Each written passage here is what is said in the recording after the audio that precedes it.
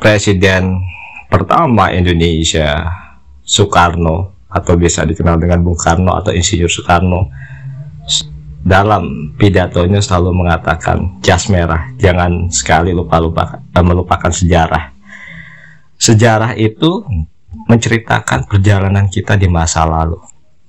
Hampir semua negara besar, negara-negara maju, itu setiap pemimpinnya selalu dalam setiap pidato mengutip kata-kata bermakna mengenai sejarah.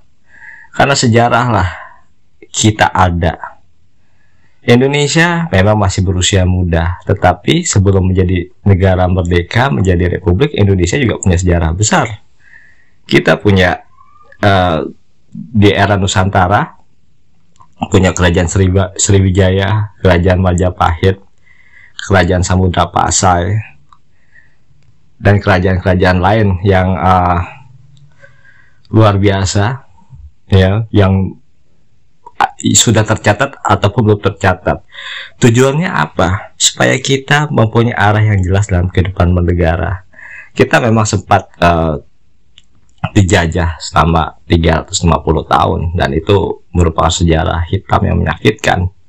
Tetapi ketika kita mempelajari sejarah, ada rasa kebanggaan di masa lalu bahwa kita adalah bangsa yang besar. Ketika orang banyak membaca sejarah, kita bisa memperbaiki keadaan di masa mendatang. Apa yang salah di masa lalu? Karena sejarah itu menceritakan dua sisi positif dan sisi negatif. Sisi positif adalah mengenai hal-hal yang membuat kita menjadi besar. Sisi negatif adalah hal-hal yang membuat kita menjadi hancur atau menuju kehancuran. Itu wajar, hidup manusia selalu akan ada sisi positif, sisi negatif. Sama sebuah negara juga mempunyai dua sisi perjalanan, sisi positif, sisi negatif. Dengan mempelajari sejarah, kita tahu apa yang akan kita lakukan ke depan. Visi jangka panjang apa yang akan kita tuju. Oleh karena itu, mempelajari sejarah berarti meningkatkan kualitas diri kita, meningkatkan kualitas diri bangsa. Karena perjalanan manusia dan perjalanan sebuah negara itu sama, bersifat dinamis, tidak ada yang statis. Coba kita bandingkan contoh tahun 1945, ketika kita baru awal merdeka, kita menuju persatuan negara. Dari era Bung Karno itu, dari era 1945 sampai 1966, persatuan. Jadi sebuah negara yang benar-benar berbentuk kerajaan di masa lalu sama Bung Karno dipersatukan. Kita fokus kepada satu bidang, yaitu politik persatuan. Semua aliran-aliran isme itu dipersatukan oleh Bung Karno. Kemudian setelah era Bung Karno, era Soeharto, fokus kepada peningkatan pembangunan dan kesejahteraan rakyat.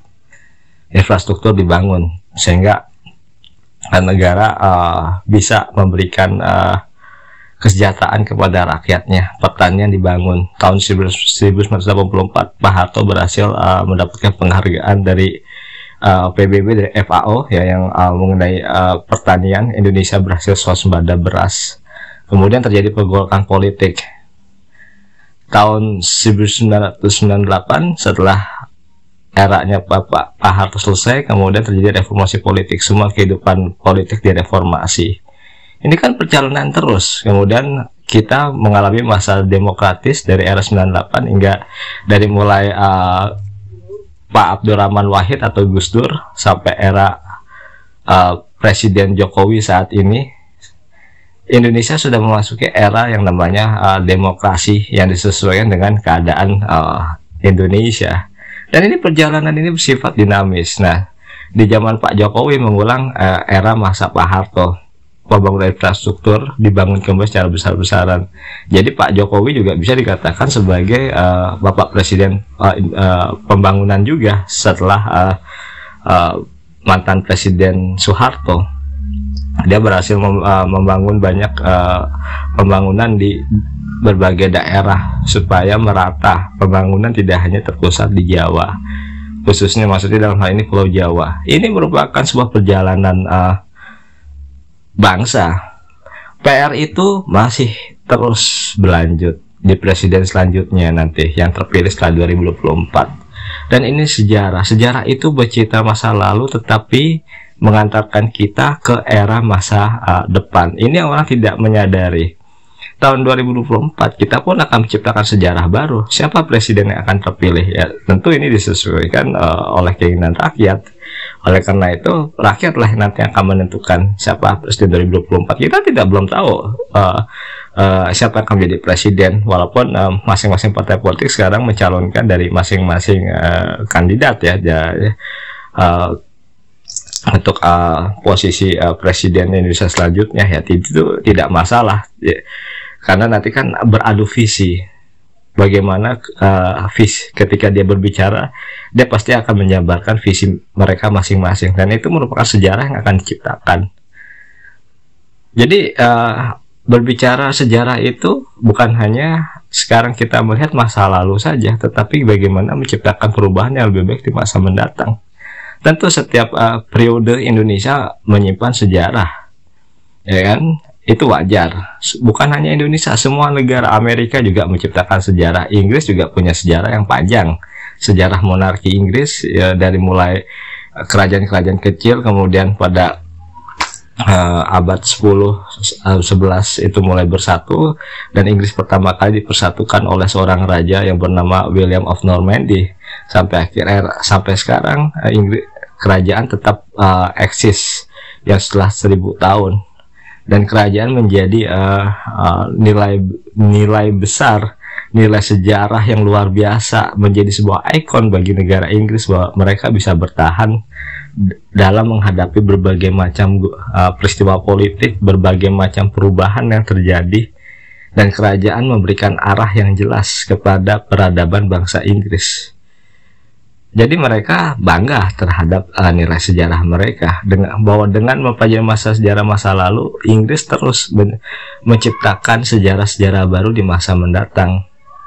Sama dengan Indonesia juga harus melakukan hal seperti itu. Bahwa perjalanan negara kita ini masih sangat panjang, usia masih sangat muda. Oleh karena itu, dengan banyaknya orang yang mempelajari sejarah negara sendiri, tahu apa yang harus kita lakukan ke depan. Bukan hanya semata-mata pembangunan fisik, tetapi juga pembangunan sumber daya manusia yang harus diperhatikan. Bagaimana menciptakan kesejahteraan untuk rakyat, bagaimana menciptakan pembangunan infrastruktur yang lebih merata dan dibutuhkan oleh rakyat Indonesia dalam meningkatkan kesejahteraannya. Itu bisa dipelajari dari sejarah. Jadi sejarah itu tidak hanya berbicara mengenai revolusi 1945, mengenai perebutan kekuasaan, tidak. Era kejayaan kita juga kita banyak mempelajari bagaimana dulu kerajaan-kerajaan dulu menyiapkan sistem pertanian yang baik, ya kan. Pas itu di era pemimpin-pemimpin dulu bagaimana bisa merangkul tokoh-tokoh politik. Itu kan yang harus dibaca. Karena kenapa? Itu menjadi dasar bagaimana kita menciptakan kehidupan berbangsa bernegara. Oh, ternyata nenek moyang kita sudah mempunyai peradaban yang tinggi. Nenek moyang kita dulu adalah bangsa pelaut yang bisa membuat kapal-kapal dalam jumlah besar, ya kan. Nah, kemudian pada tahun 60-an mulailah pesawat pesawat terbang dalam hal ini mulai dipikirkan bagaimana Indonesia menciptakan sebuah pesawat yang bisa mempersatukan pulau-pulau. Karena apa? Ketika kita mulai fokus kepada industri dirgantara, kita melihat sejarah kita masa lalu. Dulu kita memakai kapal laut, bagaimana sekarang memakai pesawat terbang. Dan itu kita belajar dari sejarah. Oleh karena itu, sejarah adalah bagaimana melihat masa lalu untuk menciptakan masa depan yang lebih baik. Jadi itulah nilai poin plus dari sejarah. Mari kita belajar dari sejarah untuk melangkah ke masa depan. Saya Septo Indarto mengucapkan terima kasih banyak.